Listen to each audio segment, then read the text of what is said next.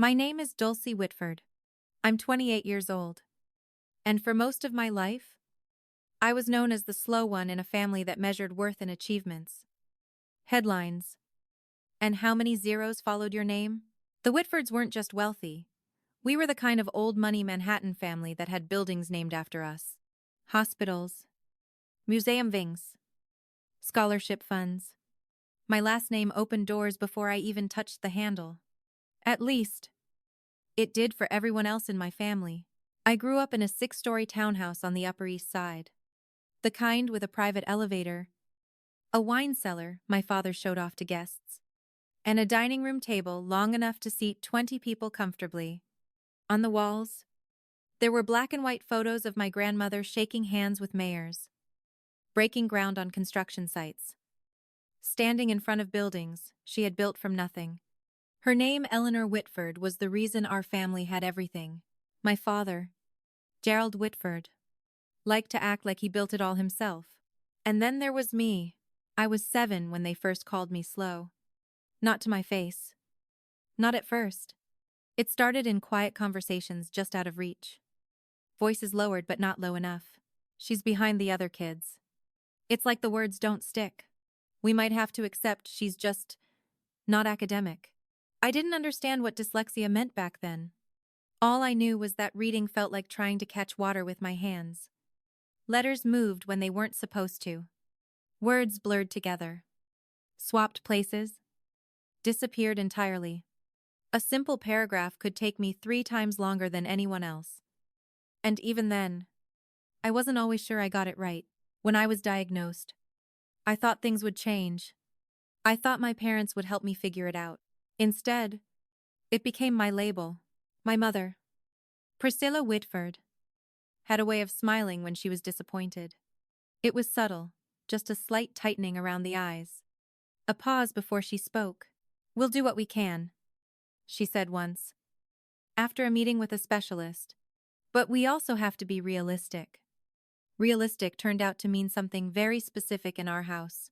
When I was 12, my sister Miranda was already on track to become everything my parents admired.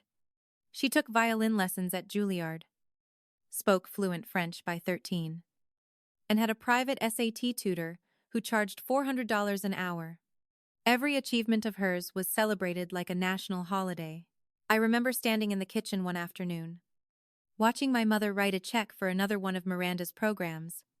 The number had more zeros than I could comfortably process. "Mom," I said, holding a book I'd been struggling with for weeks. "Can I get help with reading? Like a tutor or something?" She didn't even look up right away. "Dulce.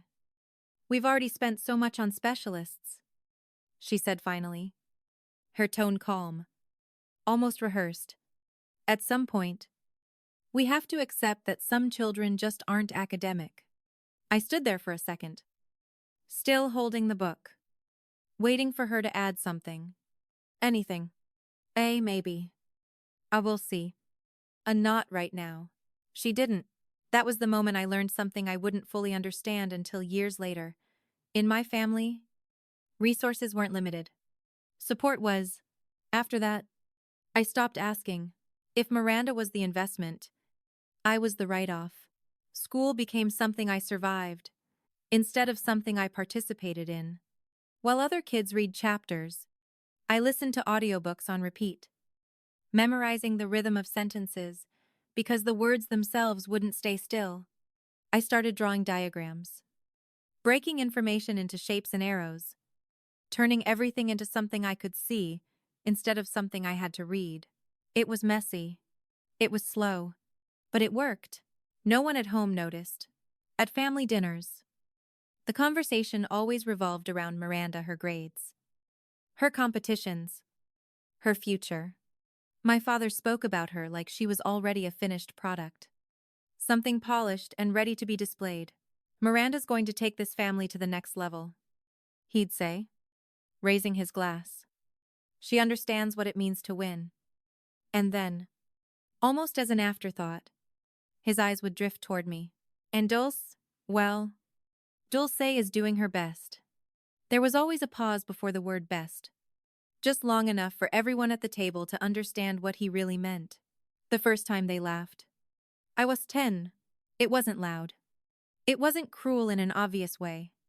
It was the kind of soft, polite laughter people use when they're uncomfortable but don't want to make a scene. I had misread something out loud. Mixed up two words. Nothing major. Something a teacher would have corrected and moved on from. But at our table, it became a moment.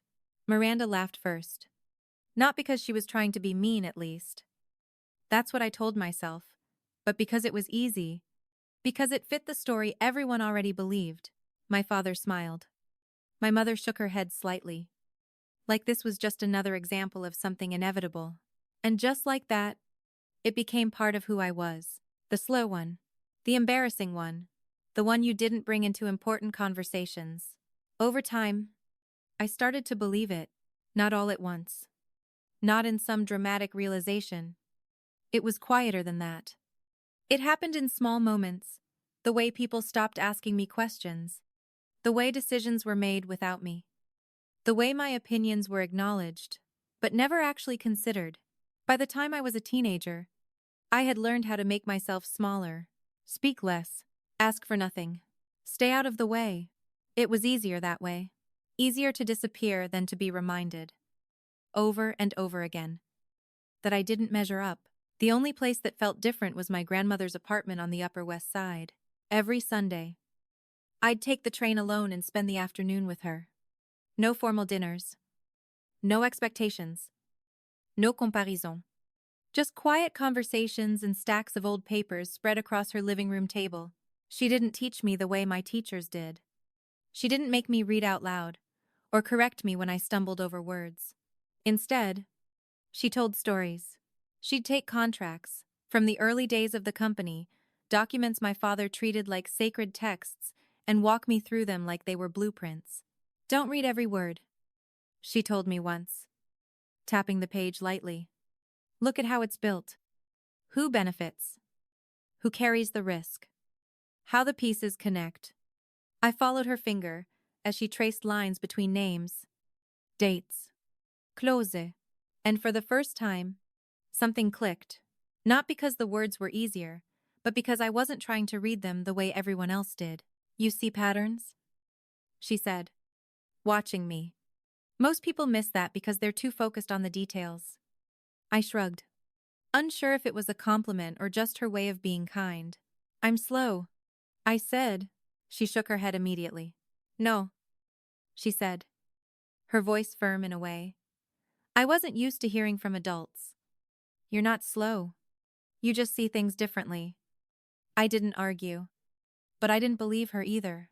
Not yet, because every time I went back home, the world reset. Back to the long table. Back to the comparisons. Back to being the daughter who didn't quite belong in a family built on perfection. And over time, that version of me, the one they saw, the one they talked about when they thought I wasn't listening, that became the version I carried with me everywhere. The slow one. The overlooked one. The one who would never inherit anything except low expectations. What I didn't know back then, what none of them knew, was that everything they dismissed, everything they ignored, was quietly becoming something else. Something they would never see coming. I stopped asking for help the day my mom called me. Not academic. After that, I figured out I was on my own. No tutors. No special programs. No one sitting down to break things into smaller pieces. Just me. A stack of books that didn't want to stay still. And a clock that never slowed down. So I changed the rules. If reading line by line didn't work, I stopped reading like that. I started listening instead. Audiobooks became my shortcut. My way around the wall everyone else kept running into. I'd play chapters over and over. Not just to understand the story, but to memorize the structure, where the ideas started, how they connected, what mattered and what didn't. Then I started drawing. Not pictures, systems. Every assignment turned into a diagram. Boxes, arrows, circles, color codes. If a chapter had 10 ideas, I broke it into 5 connections. If something didn't make sense, I moved it around until it did. I didn't need the words to stay still if I could rebuild them into something that made sense in my head. It was slow at first. Painfully slow. While other kids finished assignments in an hour, I was still mapping out the first section. Teachers assumed I wasn't trying hard enough. Some of them said it out loud. Dulce, you need to focus. I am focused. Then why is this taking so long? Because I'm translating everything into a language you don't even know exists. But I never said that. I just nodded and worked harder. What no one saw was that once I understood something, I didn't forget it. Ever. Not the structure. Not the patterns. Not the way one idea led to another. It stuck in a way memorization never could. At home, none of that mattered. At dinner, Miranda talked about debate club, mock trial, internships lined up before she even graduated high school. My father asked her questions like she was already sitting in a boardroom. What's your argument strategy? How would you handle opposing counsel? What's your long-term plan? Then he'd glance at me, like he suddenly remembered I was there. And Dulce, how's school? Fine. That was always my answer. Fine. Because anything more complicated would have required an explanation no one was willing to hear.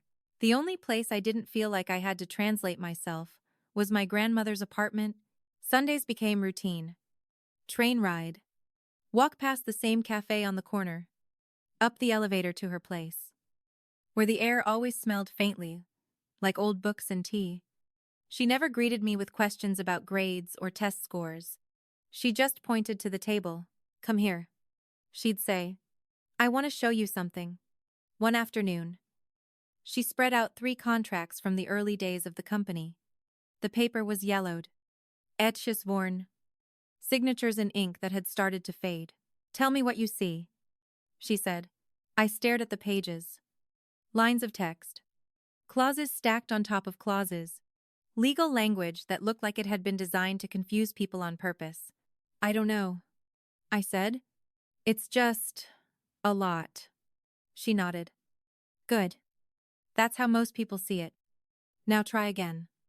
I leaned in closer, ignoring the words themselves and focusing on the layout, where the names showed up, where the numbers repeated, where the paragraphs got longer or shorter. It's about control, I said slowly. This part, I pointed to a section halfway down. This is where they decide who actually makes the decisions. Her eyes lit up. Just for a second. Keep going. This clause looks small, but it changes everything. If this person signs here, they can override the rest of it. I didn't know how I knew that. I just saw it. Most people read contracts word by word, like a checklist. I saw them like a map. Entry points, pressure points, weak spots. My grandmother leaned back in her chair, watching me, like she was seeing something she'd been waiting for. Your father reads contracts like a lawyer, she said. He looks for what he can use. She tapped the table lightly. You read them like an architect. You see how they're built? I shrugged, uncomfortable with the attention. I just guess. No, she said. Sharper, this time. You don't guess. You observe. She slid another document toward me. Do it again. And I did. Week after week. She gave me more. Contracts. Old business deals. Handwritten notes from meetings that happened decades before I was born. She never made me read them out loud. Never corrected me when I skipped over words or misunderstood a sentence. She let me figure it out my way. Slowly, something shifted. What used to feel like a weakness started to feel useful. Not in the way school measured it, not in grades or test scores, but in understanding how things actually worked beneath the surface. At home, I was still the same person. Still, the slow one. Still the afterthought at the end of every conversation. But with her, I wasn't behind. I wasn't catching up. I was seeing something other people weren't even looking for. One Sunday, after we'd spent hours going through an old partnership agreement, she closed the folder and looked at me differently. Not proud in the obvious way. Not the kind of pride my parents showed Miranda when she achieved something impressive. This was quieter, heavier. Julie, she said, using the nickname only she ever used. You see things other people miss? I looked down at the papers, unsure what to do with that. It doesn't feel like that, I said. It just feels harder. It is harder, she said.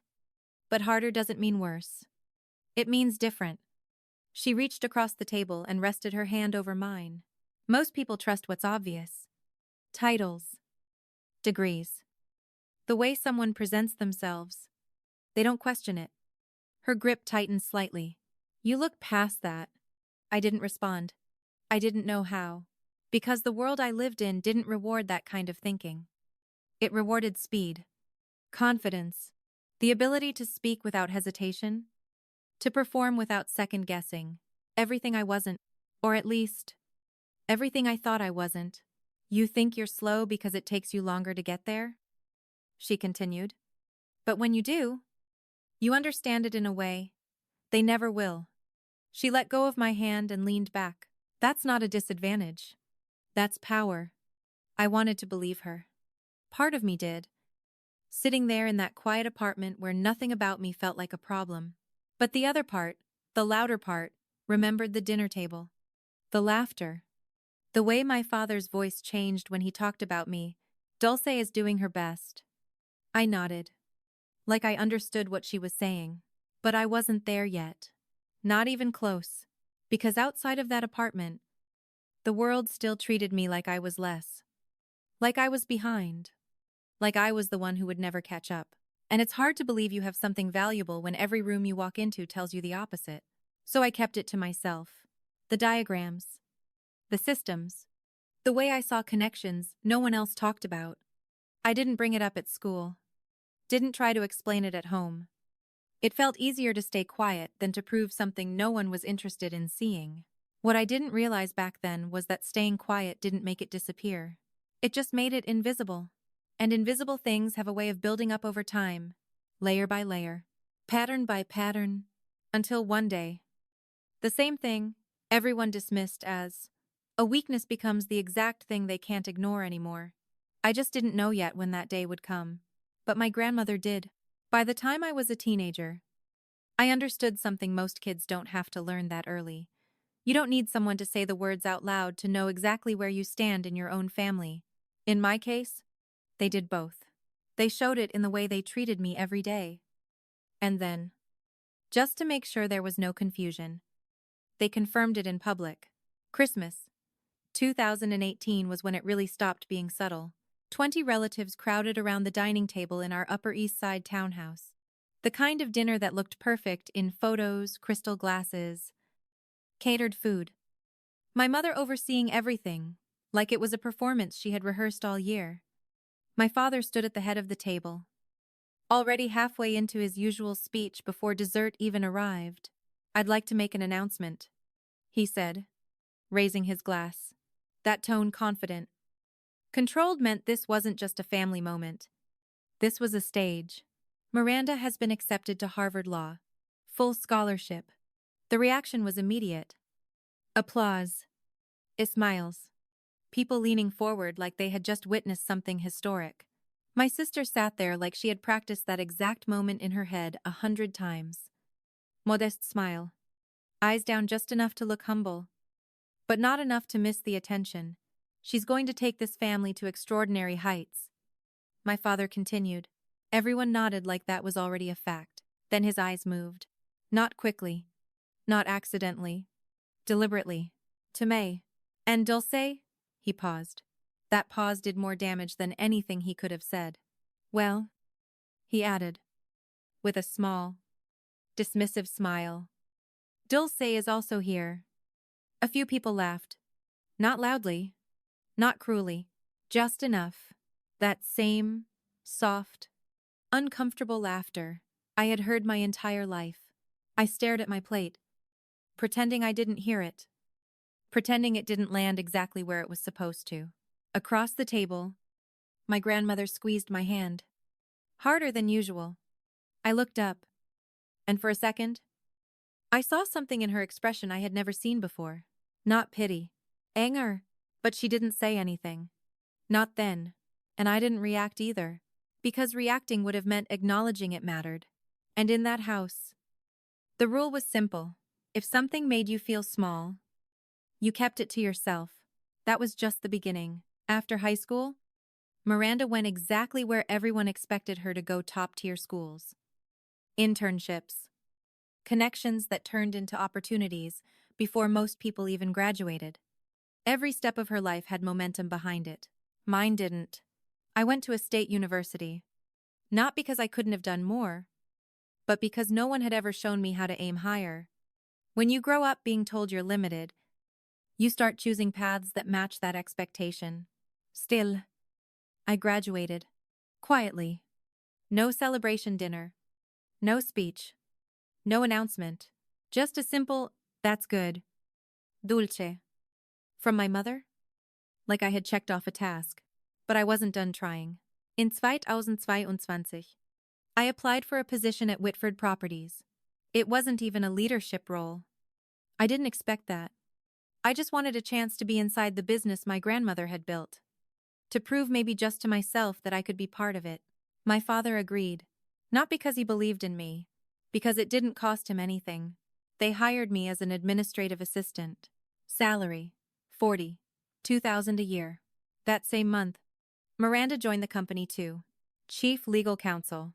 $280,000. Plus bonuses. Same last name. Same building. Completely different worlds. My desk was in a narrow corner outside the main office area.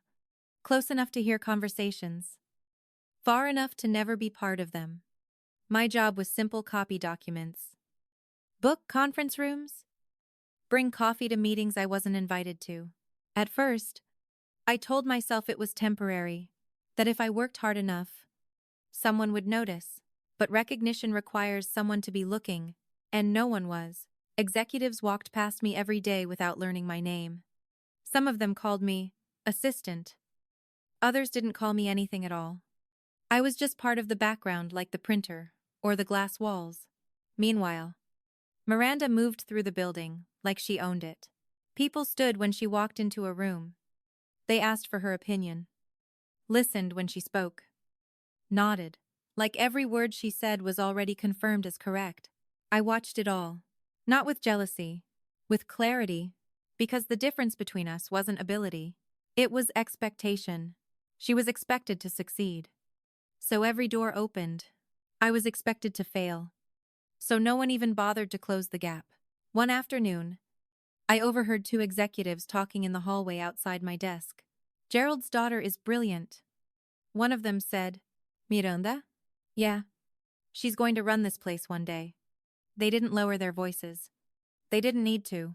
"To think?" The other one added, almost casually. "They have another daughter too." "Yeah," the first one replied. "But she's not really involved." Not really involved. I was sitting 10 feet away. I didn't say anything. I just kept organizing the files in front of me like I hadn't heard a word. Because what was I supposed to do? Correct them? Explain my position? Prove something in a conversation that had already decided who I was? That's when the resentment started to build. Not loud. Not explosive. Quiet. Controlled. Every time I fetched coffee for someone younger than me, who made 5 times my salary. Every time I saw my sister walk into meetings I wasn't even allowed to attend. Every time my father walked past my desk without acknowledging I existed. It wasn't just that I was being overlooked. It was that it was intentional. One evening, I stayed late finishing a stack of documents no one had asked me to prioritize. Through the thin wall behind my desk, I could hear my father's voice inside his office. He wasn't alone. My mother was with him. "Miranda is ready," he said. "She understands the business. She knows how to lead." "And Dulce?" my mother asked. Quieter. A pause. "We've done what we can," he replied. "Some people just don't have it." I stopped moving. Didn't breathe. Didn't even look up. Because hearing it directly changes something. It removes the last layer of doubt. This wasn't misunderstanding. It wasn't bad timing.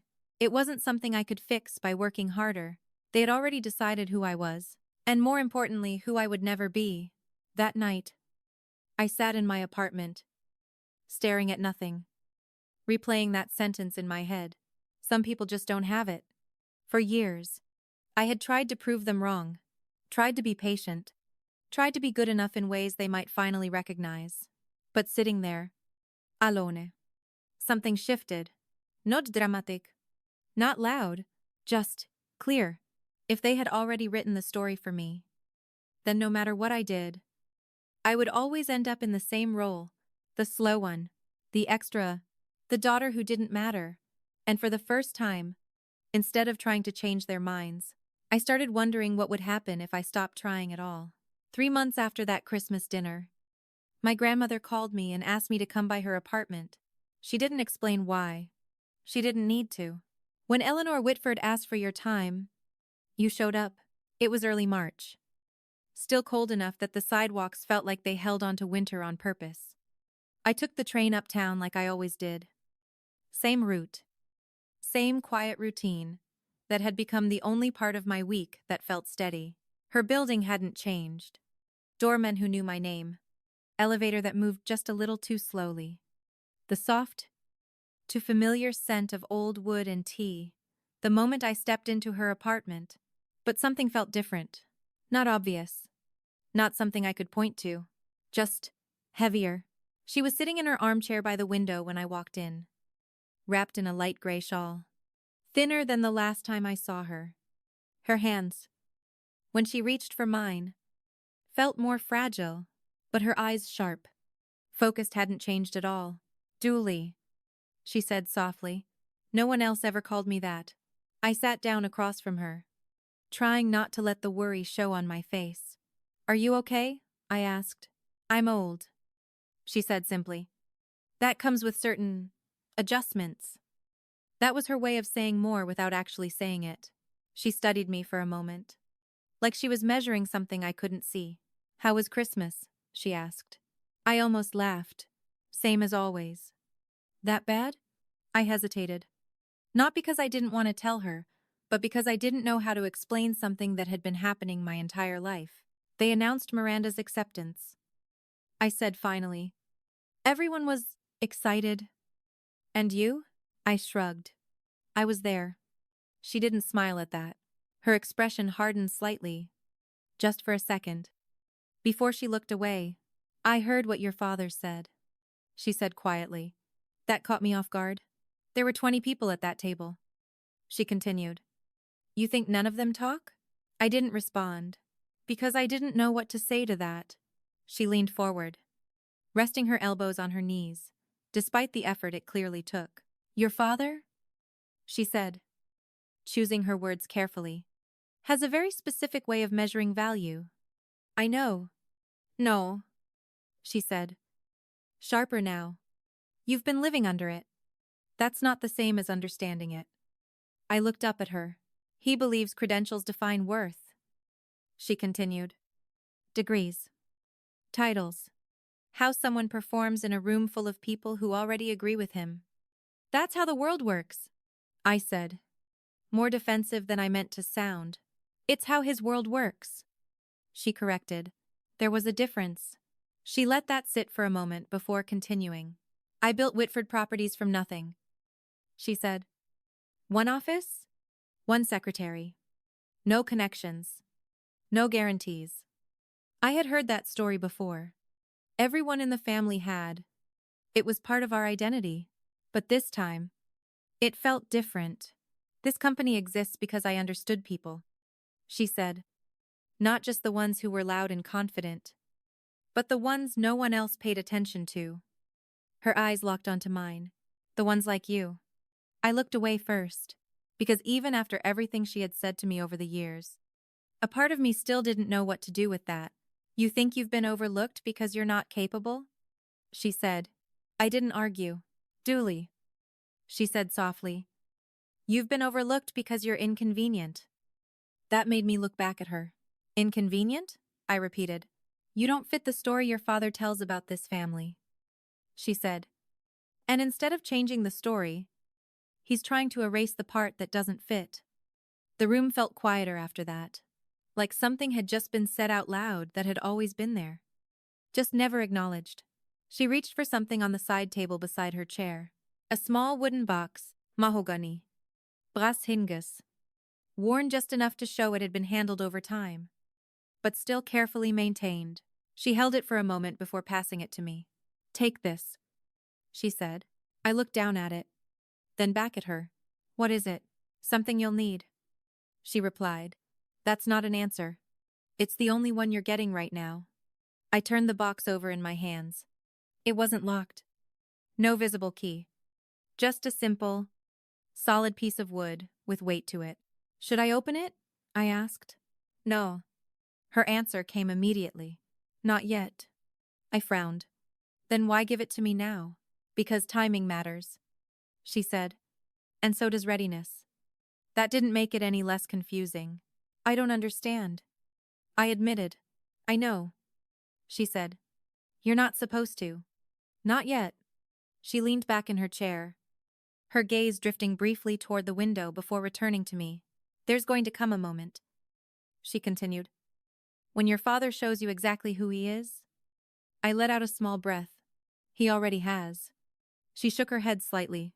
"No, not fully." Something in her tone made me go still. "When that moment comes," she said, "you'll know what to do with what's inside that box." "And if I don't?" I asked. Her lips curved into the faintest hint of a smile. "You will?" There was a certainty in her voice that made it hard to argue. Still, I held onto the box a little tighter. "What's in it?" I pressed. She studied me again, like she was deciding how much to say. "Protection," she said finally. "From what?" "From the version of your life your father has already planned for you." That hit harder than I expected, because I knew exactly what that version looked like. Small, invisible, replaceable. "And this changes that?" I asked quietly. "It gives you a choice," she said. A choice. That was something I hadn't had in a long time. She reached out and covered my hand with hers, the same way she had done under the table that Christmas. "Julie," she said, her voice softer now. "You've spent your whole life waiting for them to see you." I swallowed, not trusting myself to speak. "They won't," she added. The words weren't cruel. They were final.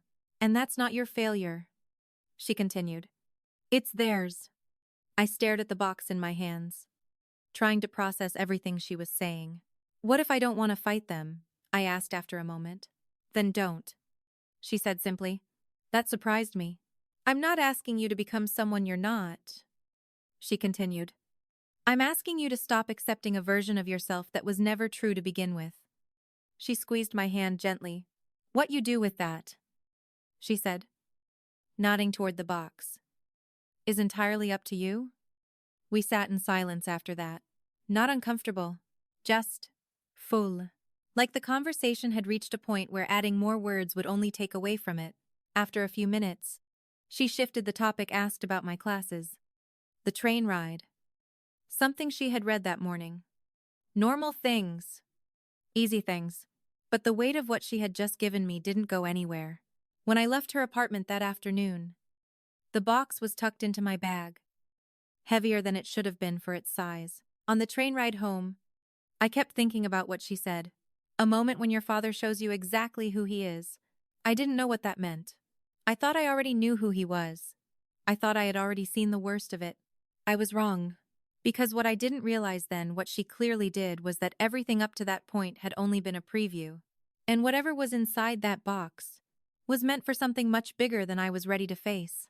April 2024 started like any other month. Same desk. Same quiet routine. Same feeling that I was working inside a life that didn't really include me. By then, I had stopped expecting things to change. That's probably why the email hit the way it did.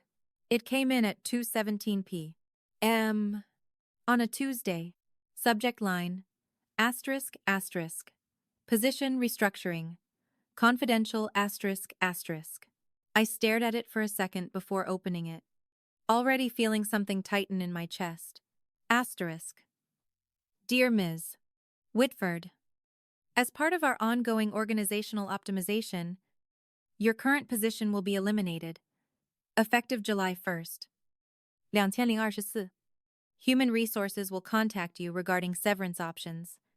I read it once, then again, then a third time. Like the words might rearrange themselves into something less final. They didn't. They were firing me, not reassigning, not promoting, not even pretending this was about performance. Eliminated. Like I had never really belonged there in the first place. I leaned back in my chair. The noise of the office continuing around me like nothing had happened. Phones ringing.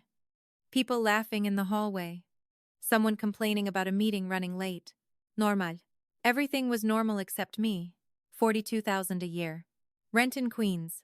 1,800 a month. 2 roommates. No savings worth mentioning. If I lost this job, I had maybe 2 months before things got real. But even that wasn't the part that stuck. It was the word times eliminated asterisk. Not just the job. Me. I didn't leave early that day. I stayed. Organized files that didn't need organizing. Cleaned out drawers that weren't even mine. Anything to delay the moment where I had to walk out of that building knowing I wasn't coming back. Around 7:30 p.m. Most of the office had cleared out. That's when I heard their voices. Through the thin wall behind my desk, my father's office, Gerald, and my mother. I can't have her here when Miranda takes over. My father was saying. His tone wasn't angry. It was practical. Like he was discussing logistics. It looks bad. What kind of bad? My mother asked. A CEO's sister working as a secretary? People will ask questions. A pause. What kind of questions? Why she's not in leadership. Why we haven't promoted her. Another pause. Then, quieter. Why she's the way she is. Something inside me went still. We've done everything we could. My mother said softly. Some children just don't have what it takes. There it was again. That sentence. The one that followed me everywhere. Exactly. My father replied. So she needs to go. We'll give her a decent severance. She can find something else. Something more suited to her abilities. I pressed my palm flat against the desk. Grounding myself. Not surprised. That was the worst part. I wasn't surprised. The email hadn't come out of nowhere. It had been planned, decided, signed off on. I was just the last one to find out. I left the office without saying goodbye to anyone. Not because I was trying to make a statement, because there was no one there who would notice. The next day was Miranda's graduation party. The Plaza Hotel. Grand ballroom. 350 guests. Of course it was. I stood outside the entrance for a second before walking in. Adjusting the hem of my dress. Black. Simple. The nicest thing I owned that didn't require a second job to afford. Inside. Everything glittered. Crystal chandeliers. Designer gowns. Tailored suits. Conversations that sounded like deals being made in real time. This wasn't a celebration. It was a showcase. My mother found me before I could even take a step toward a table. Dulce, she said, her eyes scanning me from head to toe. That look again. Evaluation. You couldn't find anything nicer? This is what I have. I said. She exhaled quietly, like I had just confirmed something she already believed. You'll be at table 27, she said, near the service entrance. Of course, try not to draw attention to yourself. I almost smiled at that, as if that had ever been a problem. And Dulce, she added, leaning closer. Her voice dropping just enough to sound personal, without actually being kind. Tonight is Miranda's night. Whatever you're feeling. Keep it to yourself. Don't embarrass us. She walked away before I could respond. Table 27 was exactly where you'd expect it to be. Back corner, half hidden behind a pillar, close enough to hear the music, far enough to not matter. I sat down with relatives I barely knew, nodding politely when they tried to place me in their memory. From where I was sitting, I could see the stage. Miranda's portrait huge, polished, perfect, hung behind it like a campaign poster. Eropt. 30 p.m. The lights dimmed, the room quieted, and my father stepped onto the stage. Ladies and gentlemen, he began, raising his glass. Tonight we celebrate an extraordinary young woman. Applause. Miranda graduated top 5% of her class at Harvard Law. More applause. She completed a clerkship with Justice Reynolds. The crowd leaned in. And last month, she was placed on partner track at Sullivan and Cromwell in record time. The applause turned into something louder now. Pride. Recognition. Everything my family valued. Condensed into one moment. Then came the part that changed everything. But tonight, my father continued, his voice carrying across the room with perfect control. I'm not just celebrating her past. I'm announcing her future.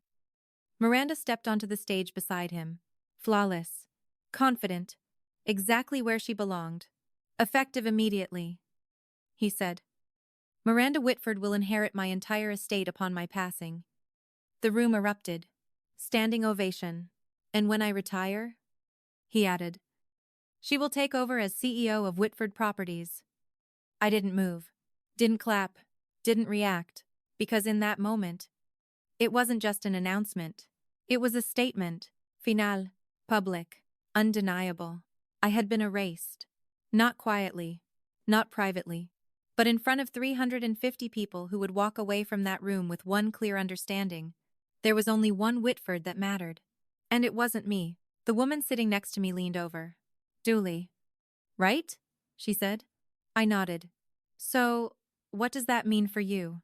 I opened my mouth, closed it again. What did it mean? That I had just been fired from the company my family owned. That my future had been decided without me. That every doubt I had ever tried to ignore had just been confirmed on a stage with a spotlight. It means, I said finally, my voice steady, in a way I didn't feel. Nothing's changed. But that wasn't true. Everything had changed. Because for the first time in my life, the message wasn't hidden. It wasn't implied. It wasn't something I could pretend I misunderstood.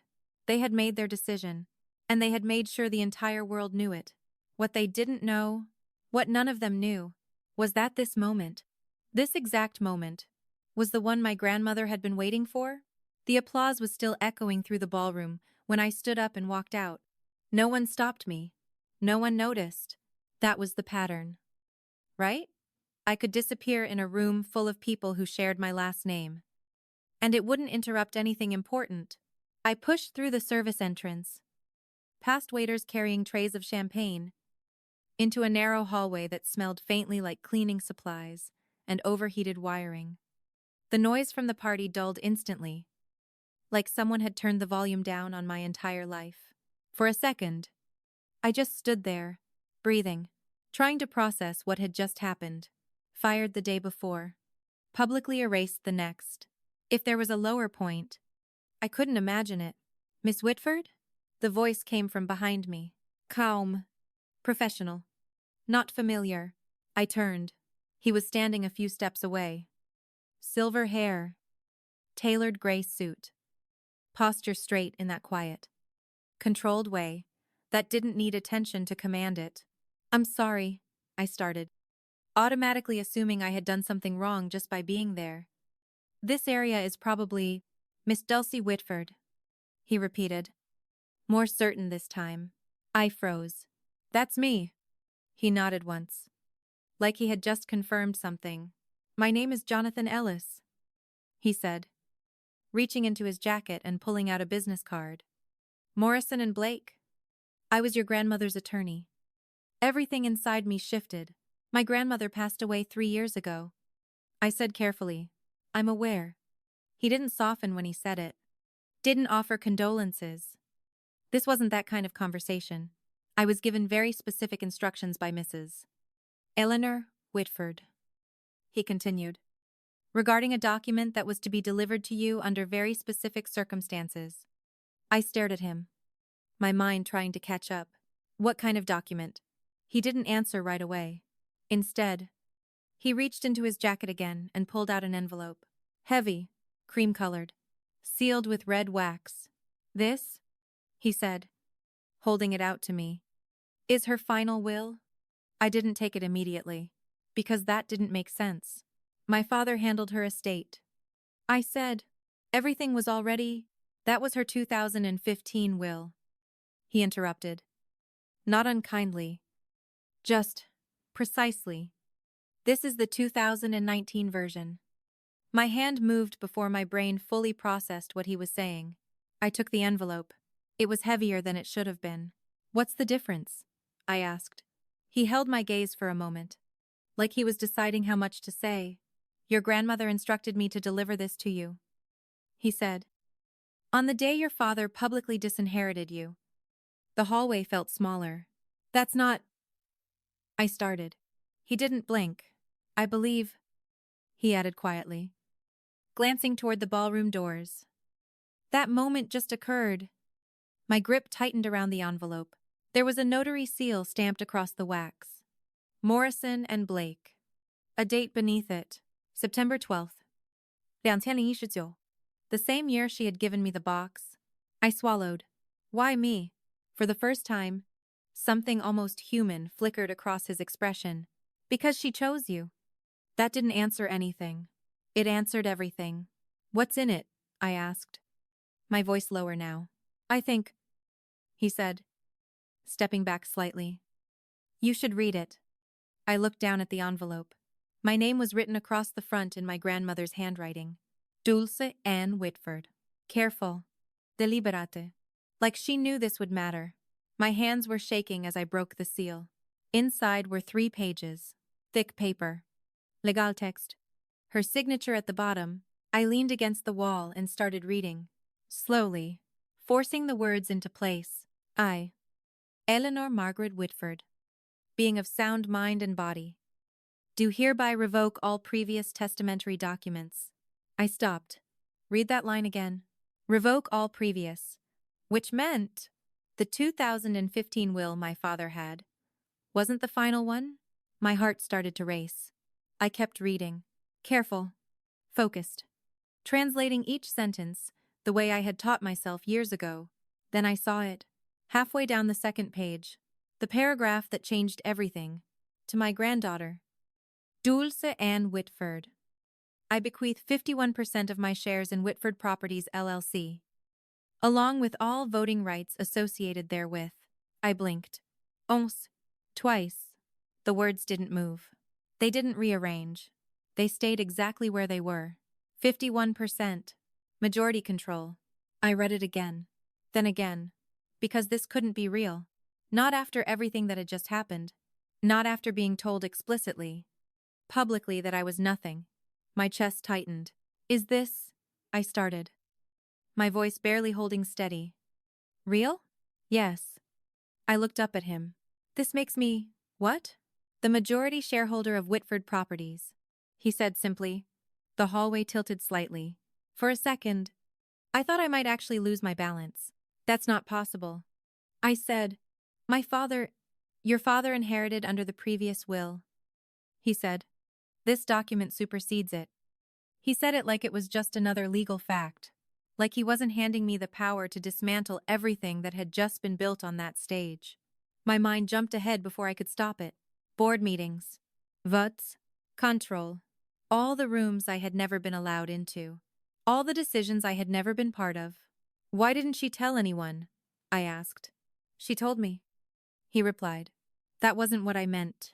Why didn't she tell him? His expression didn't change. Because she knew exactly how he would react.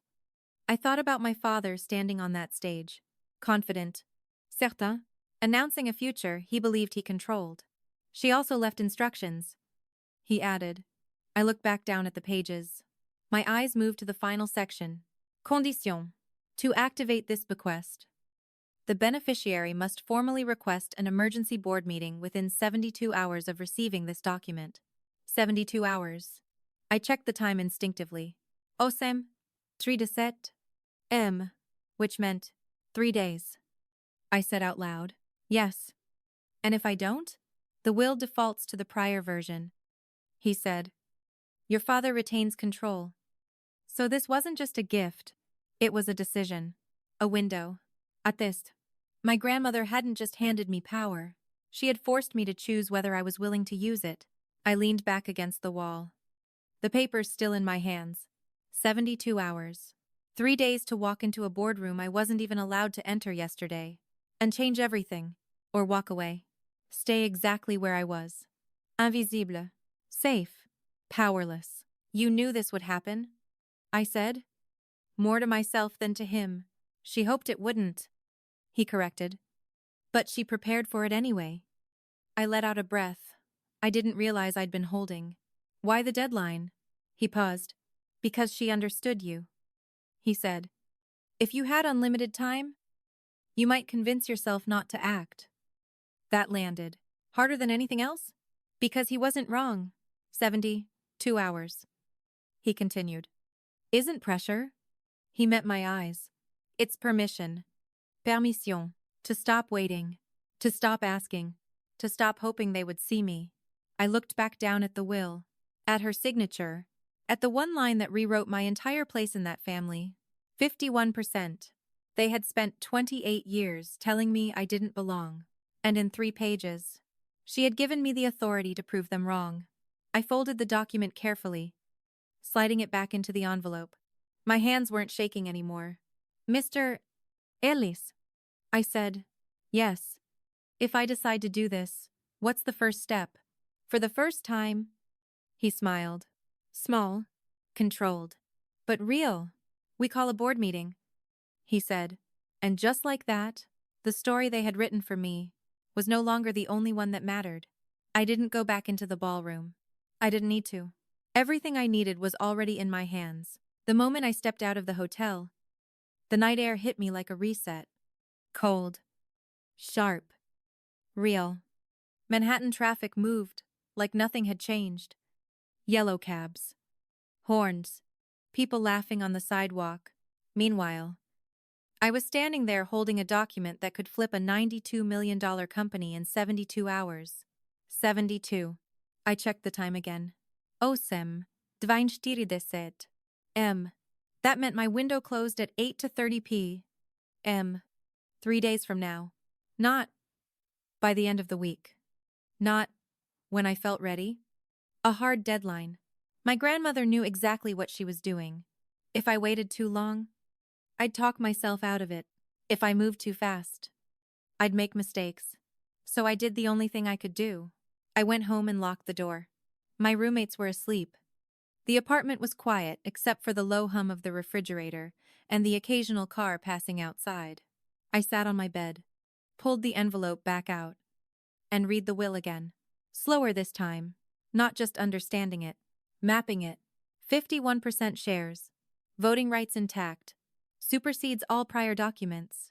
Condition. Emergency board meeting within 72 hours.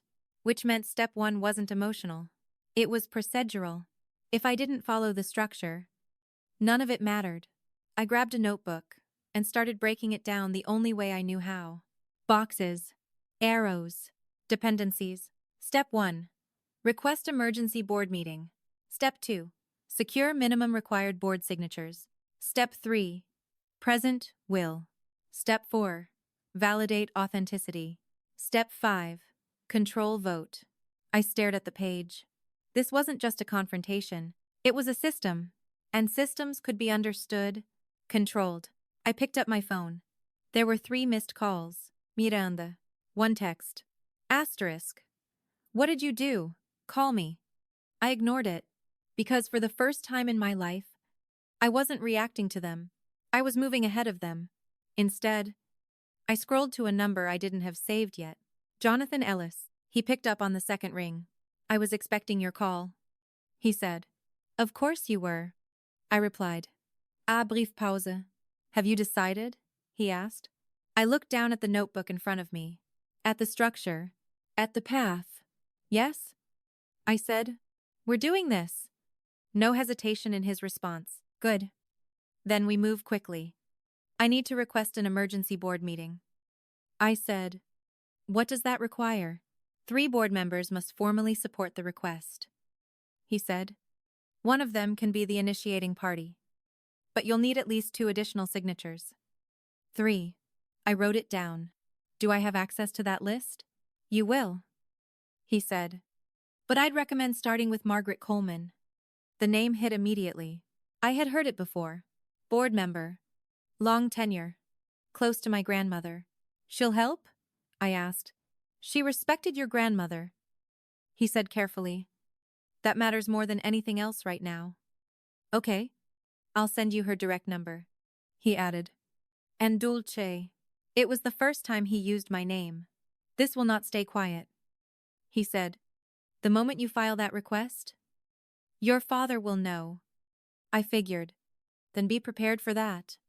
I ended the call and stared at the number he sent. Margaret Coleman. I didn't give myself time to overthink it. I called. She answered on the second ring. Margaret? Miss Coleman. This is Dulcie Whitford. A pause. Not confused. Not surprised. Just measuring. I was wondering when you'd reach out. She said. That made my grip tighten on the phone. You knew? I asked. Your grandmother and I worked together for 40 years. She replied. You don't build something like that without planning ahead. Of course she did. I have the will. I said. I assumed. I need to call an emergency board meeting. Another pause. Longer this time. Then, are you ready for what that means? She asked. I looked at the diagrams in front of me. At the path I had already started mapping. I don't think I'll ever feel ready. I said honestly. But I'm doing it anyway. Something shifted in her tone. Respect. Good. She said. Then listen carefully. I grabbed a pen. You'll need 2 more signatures. She continued. I'll be 1. I can get you at least 1 more. Possibly 2. But once this is filed, Gerald will move fast. I know. No. She said. You don't? He's not just your father in this situation. He's a CEO protecting his position. That distinction mattered. I'll be ready. I said. We'll see. She replied. Meet me tomorrow morning. 9 a.m. I'll have the documents prepared. Thank you. Don't thank me yet. She said. Thank me when you're still standing after this is over. The line went dead. I sat there for a moment. The weight of everything settling in. This wasn't just happening. It was accelerating. Fast. The next day blurred. 9 a.m. Meeting. Paperwork. Signatures. Margaret moved like someone who had done this before. No wasted motion. No unnecessary conversation. She introduced me to 2 other board members, Richard Holloway and Susan Parker. Both of them polite. Careful. Watching me the same way everyone else did. Except this time. I wasn't the assistant in the room. I was the variable. Your grandmother spoke highly of you. Susan said. I nodded. Didn't try to explain anything.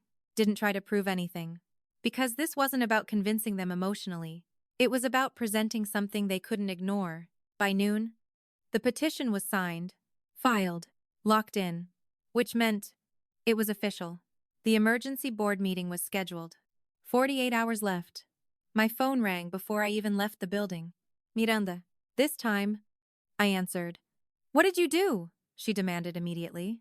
Her voice wasn't controlled anymore. It was sharp, cracking. I requested a board meeting. I said, silence. Then, you what? You'll find out soon enough. Dulce. Don't play games with me. She snapped. This isn't something you can just... I'm not playing games. I couldn't... That stopped her. Because I had never interrupted her before. You have no idea what you're doing. She said. Quieter now. Maybe she believed that. Maybe she needed to. Maybe. I replied. But I'm going to find out. She didn't respond. She just hung up. I stood there. Phone still in my hand. Feeling something settle into place. Not confidence. Not yet. But direction. Clear. Unavoidable. 48 hours. The next step was preparation. Not emotional. Not reactive. Strategic. I went back to my apartment and laid everything out. The will, copies, digital backups, timeline of events, key points. I wasn't going into that room to argue. I was going in to present. Clean, structured, impossible to dismiss. Because for 28 years, they had defined me as the girl who didn't understand. The one who couldn't keep up. The one who didn't belong in rooms where decisions were made. Now I had one chance. 72 hours reduced to 48. To walk into the most important room in their world and force them to see something they had spent a lifetime ignoring. Not who they thought I was, but who I had been all along. The elevator ride to the 42nd floor felt longer than it should have. Not because it was slow, but because there was no way out once the doors opened. This was it. No more planning. No more diagrams. No more quiet preparation in a one-bedroom apartment. Just a room full of people who had spent years deciding I didn't belong. The door slid open. Polished marble floors. Floor-to-ceiling glass. The kind of space designed to make you feel smaller the second you stepped into it. I didn't slow down. Didn't hesitate, because hesitation was something they expected from me. Name? The security guard asked, holding up his hand. Dulce Whitford. He glanced at his tablet, frowned. You're not on the authorized list. Of course I wasn't. That would have been too easy. I have business with the board. I said. Ma'am. This is a restricted. Is there a problem? Miranda's voice cut in behind me. I turned. She looked exactly the way she always did in spaces like this, perfectly composed. Tailored navy suit. Posture straight. Confidence built from years of being told she belonged. Her eyes moved from me to the guard. Then back. Dulce? She said. Like my name didn't quite make sense in this hallway. What are you doing here? I'm here for the meeting. She let out a short laugh. That's not possible. I've been invited. By who? She asked, already dismissing the answer. By me? Margaret Coleman stepped into the doorway behind her. 72 years old. Steady. Unshaken. And for the first time, Miranda didn't have control of the room. She has standing. Margaret added calmly. Let her in. There was a shift in the air. Subtle, but real.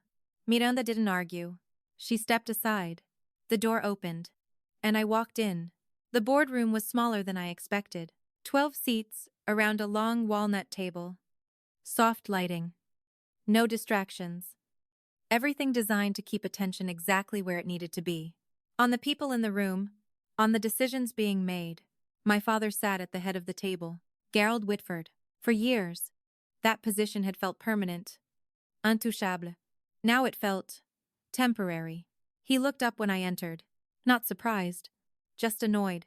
Like I was a problem that needed to be handled quickly. Dulce, he said, leaning back in his chair. This is a closed meeting. I know. Then you should leave. I didn't move. I have something to present. A few board members shifted in their seats. Miranda stepped in before he could respond. Dulce, she said, her voice soft in that calculated way she used when she wanted to sound reasonable. You work in an administrative role? This isn't the place for... For what? I asked. She paused. For this? She said, gesturing vaguely, like she didn't even need to define it. Like my presence explained itself. Robert Hartley, the board chairman, cleared his throat. Ms. Whitford requested time. He said, she'll be heard. That was all I needed. I stepped forward and placed my folder on the table. My hands were steady. Not because I wasn't nervous, because I had already gone through every version of this moment in my head. This won't take long. I said, that's good. My father replied dryly. Because the board has real matters to discuss. I ignored him. For the first time in my life, I didn't adjust myself to fit his tone. Instead, I reached into the folder and pulled out the document. The will. Placed it in the center of the table. This is the last will and testament of Eleanor Whitford. I said, silence. Not confusion. Recognition. My father's expression changed first. Just slightly. But enough? That's not possible. He said immediately. My mother's estate was settled years ago. This version wasn't, I replied. Miranda stepped closer. What is this? She asked. Read it. She didn't. Instead, she looked at my father. And for the first time, there was uncertainty. You're mistaken, he said, his tone sharper now. Whatever you think you have, it's either outdated or invalid. It's neither. I turned to the side. Mr. Ellis. Jonathan Ellis stepped forward from the corner of the room. He hadn't said a word until now. Didn't need to. My name is Jonathan Ellis, he said, placing his briefcase on the table. I served as Eleanor Whitford's attorney for over a decade. I personally oversaw the execution of this document in 2019. The room shifted again. More noticeable this time, because this wasn't me anymore. This was validation. Légal. Vérifiable. Real. That's... Miranda started. I would advise against interrupting, Ellis said calmly. She stopped. My father leaned forward, hands flat on the table. My mother was not in a position to. She was of sound mind. Ellis cut in. That has been documented and notarized. I watched it happen in real time. Control slipping. Not all at once, but enough. I opened the document and turned it toward the board. Please, I said. Read the second page. Robert Hartley reached for it first. His eyes moved across the text. Slowed. Then stopped. 51%, he said quietly. No one spoke, because they all understood what that meant. Not influence. Not involvement. Control. That's not... My father started again. It is... I said, and then... Before he could rebuild his argument, I pulled out my phone. Before we go any further, I added, I think it's important to establish context. I pressed play. The audio filled the room. My father's voice. Clear. Unmistakable. Reduce her voting rights to 10%. She's too old to understand modern business. This company needs new leadership. The recording ended. And this time, the silence was absolute. Because it wasn't just about the will anymore. It was about intent, pattern, history. That recording is confidential, my father said. His voice lower now. Controlled, but strained. It's evidence, I replied. Of what? Miranda demanded. That my grandmother knew exactly what she was doing when she changed her will. I said. I stepped forward. Not aggressive. Not emotional. Just precise. She wasn't manipulated. I continued. She was protecting herself. And she was protecting the company. I let that sit, then added, and she was protecting me? No one interrupted, because there was nothing left to interrupt with. The structure was complete, the pattern clear. The story they had spent years telling was breaking, right in front of them. Robert Hartley removed his glasses slowly. Mr. Ellis, he said. Can you confirm the legal standing of this document? I can, Ellis replied. It is valid. It supersedes all prior wills. That was it. That was the moment. Not loud, not dramatic, but final, because in one sentence, everything changed. I looked at my father, really looked at him.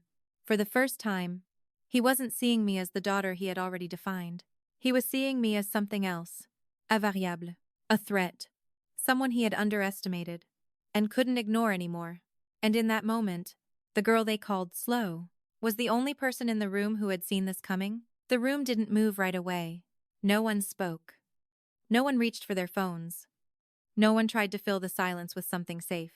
Because there wasn't anything safe left to say. The will had been confirmed. The evidence had been heard. And for the first time in that room, the power dynamic wasn't assumed, it was uncertain.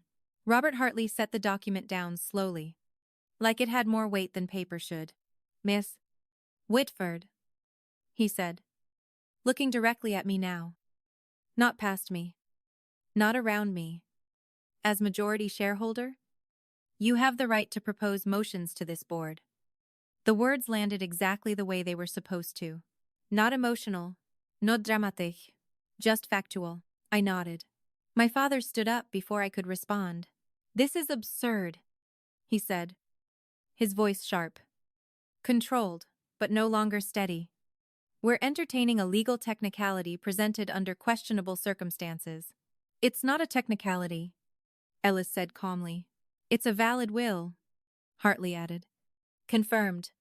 Gerald ignored both of them and focused on me. Dulce, he said, shifting tone, trying something different now. Something closer to personal. You don't understand what you're doing. This isn't about proving a point or settling some imagined grievance. This is a company. There are employees, investors. I know, I said, and I meant it. Because for the first time, I wasn't reacting emotionally. I was thinking structurally, exactly the way my grandmother had taught me. This isn't personal, I continued. It's governance. That word changed something in the room. Because it reframed everything. Not daughter versus father. Not resentment versus authority. Structure. Accountability. Process. Miranda stepped in again, her composure cracking just slightly. You're turning this into a spectacle, she said. This isn't how leadership works. I looked at her. Really looked. For years. She had been the one who belonged in rooms like this. Now she was defending a system that had never been questioned. This is exactly how leadership works, I said. Or at least how it's supposed to. I turned back to the board. I'm not proposing to remove Gerald Whitford as CEO. That caught them off guard. I could see it immediately. The tension in the room shifted. My father blinked. Miranda frowned. Even Margaret tilted her head slightly, like she was reassessing something. Because this wasn't the move they expected. It wasn't the obvious revenge. It wasn't the clean, immediate cut. I'm proposing a vote, I continued. Hartley leaned forward slightly. A vote of confidence? I said. The board will decide whether Gerald Whitford retains their confidence as CEO. The room went still again. But this time, it wasn't confusion. It was focus. Because this was different. If the majority votes confidence, I added, he stays? I won't interfere with operations. I let that sit. Then, if the majority votes no confidence, he steps down. My father laughed. Short, sharp, disbelieving. You think this is a game? He said. You think you can walk in here and... I'm not asking them to choose between us, I said, cutting him off. I didn't raise my voice. Didn't need to. I'm asking them to evaluate leadership. That landed harder than anything else I had said so far. Because it forced the board into a position they couldn't avoid. Not loyalty. Not family. Performance. History. Pattern. Everything they had just heard. Hartley looked around the table. Is there a second for this motion? He asked. There was a pause. Not long, but long enough to matter. Then, seconded. Margaret's voice. Clear. Certain. No hesitation. Very well, Hartley said. We proceed to vote. My father didn't sit. He stayed standing, hands pressed against the table, scanning the room like he was trying to reassert control through presence alone. This is a mistake, he said. You all know it. One document doesn't erase decades of leadership. One recording doesn't define a career. No one responded, because the decision wasn't his anymore. Those in favor of retaining Gerald Whitford as CEO. Hartley said, raise your hands. 4 hands went up, slowly, carefully. People who had built their positions under him, people who still believed in stability over disruption. Then, those opposed? 7 hands, clear, uncertain, but raised. Hartley counted once. Then again, just to be sure. 7-4. He said. 1 abstention. He set his pen down. The motion carries. That was it. No dramatic music. No shouting. No final speech. Just a decision. Structured. Documented. Final? My father didn't react right away. He just stood there, looking at the table, then at the hands that had been raised, then at me. For years. That look had always been the same. Dismissive. Certain. Controlled. Now it was something else. Recognition. Not of who I used to be, but of what I had just done. You think this changes anything? He said quietly. I didn't answer. Because it already had. Per the bylaws. Hartley continued. Mr. Whitford has 30 days to submit his resignation. 30 days. Not immediate. Not forced. Structured. Fair. Exactly the way it was supposed to be. Miranda stepped forward. Her voice tight now. This isn't over, she said. We can contest the will. We can challenge. You can try? Ella said. She stopped, because even she knew that wasn't a strong position. Not after everything that had just been validated. My father straightened his jacket slowly. Composed again. Or at least trying to be. This company exists because of me, he said. No, I replied. The word came out before I could overthink it. Calme. Certain. It exists because of her, I added, glancing briefly toward the portrait of my grandmother on the wall. And now it continues because of the structure she put in place. Not me. Not him. Structure. That's what made it real. That's what made it irreversible. He didn't argue. Didn't raise his voice. He just looked at me one last time. Then turned. And walked out of the room. No goodbye. No acknowledgement. Just gone. The door closed behind him with a soft click. And for the first time in my life, there was no one left in that room who could pretend I didn't belong there. I didn't feel victorious. That's what surprised me the most. No rush. No satisfaction. Just stillness. Because this wasn't about destroying him. It was about ending something that had never been balanced to begin with. Margaret leaned slightly toward me. Your grandmother would have done the same thing, she said quietly. I nodded. Because I understood that now. This wasn't revenge. It was correction. And the most unexpected part? I hadn't taken anything from him. I had given the board a choice. They were the ones who made the decision. Which meant no one could call it unfair. No one could dismiss it as emotional. No one could reduce it to a daughter acting out. It was clean. Structured. Final. And for the first time in 28 years, I wasn't reacting to the story they wrote about me. I was rewriting it. The silence after that door closed followed me all the way home. Not the kind of silence that feels empty, the kind that feels full. Like something ended. And something else was waiting to begin. Even if I didn't know what that looked like yet. For the first time in my life, I wasn't walking out of a room feeling smaller. I wasn't replaying what I should have said.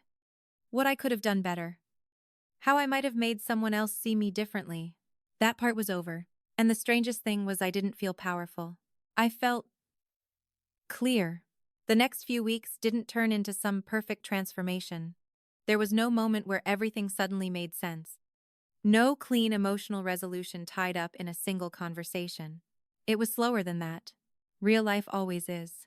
My father submitted his resignation exactly 30 days later. Not early. Not late. Right on time.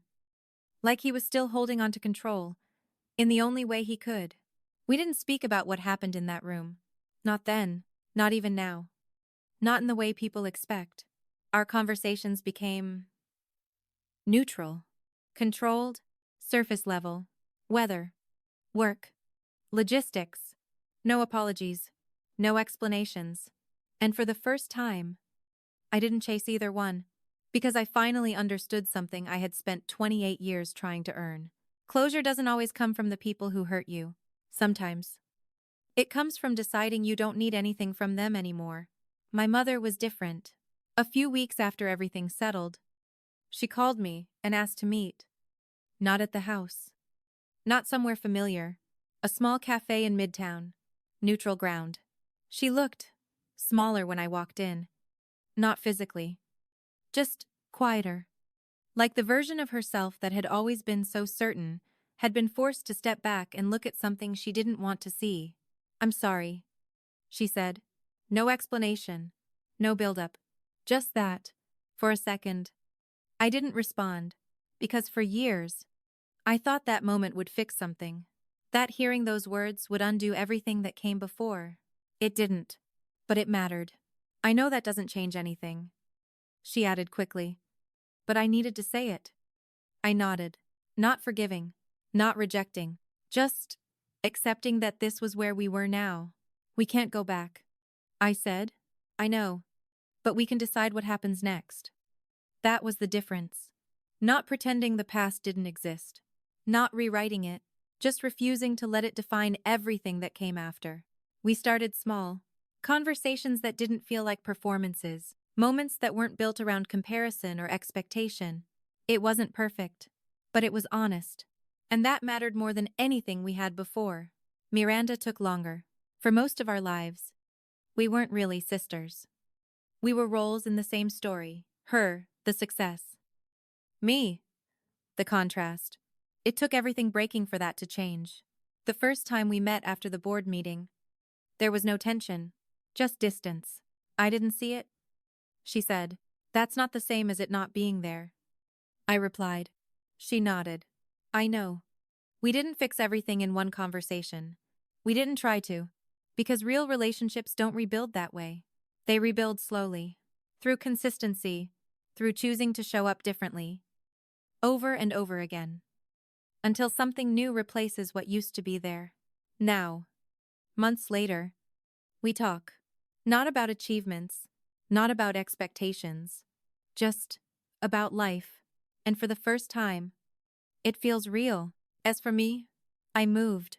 Out of the apartment I could barely afford into a place that actually felt like mine. Not just physically, but mentally, emotionally. A space where I wasn't trying to prove anything, where I wasn't adjusting myself to fit someone else's idea of who I should be. The company offered me a role, not because I demanded it, because it made sense. Strategic development, long-term planning, structure. The things I had always been good at just never recognized for. I didn't take it immediately. Not because I doubted myself, because for the first time, I had the option to choose, and that's something I didn't take lightly. Eventually, I accepted.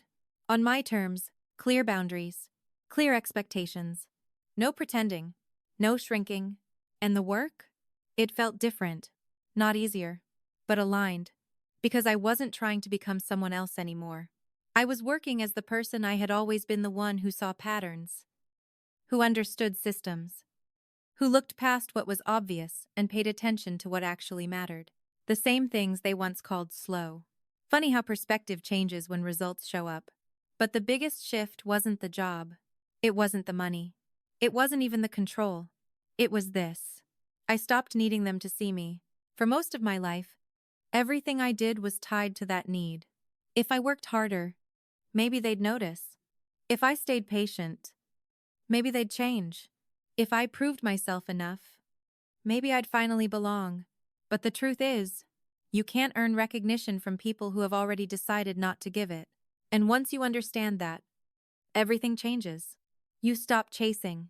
You stop explaining. You stop shrinking. You start choosing who you let into your life, what you accept, what you walk away from. Boundaries aren't about pushing people out. They're about deciding who gets access and on what terms. My grandmother didn't leave me that company just because I could run it. She left it to me because she knew I wouldn't confuse power with worth. Because she knew I wouldn't repeat the same patterns that nearly destroyed everything she built. And because she understood something, I had to learn the hard way. Being underestimated isn't a weakness. It's a position. And if you see clearly enough, it becomes an advantage. So if you're listening to this right now, and any part of this story feels familiar, if you've ever been the one people overlooked, dismissed, quietly pushed aside, I want you to understand something. You don't need a moment like mine to prove your value. You don't need a dramatic reversal. You don't need anyone's permission. What you need is to stop measuring yourself through people who never saw you clearly to begin with. Your worth isn't something they decide. It never was. And the moment you stop waiting for them to validate you, you take back more than control. You take back your life. If that resonates with you, I want to hear your story, not the version people told about you, the real one. And if you're still in the middle of it, keep going. Because sometimes, the part where everything falls apart is the part where everything finally starts to make sense.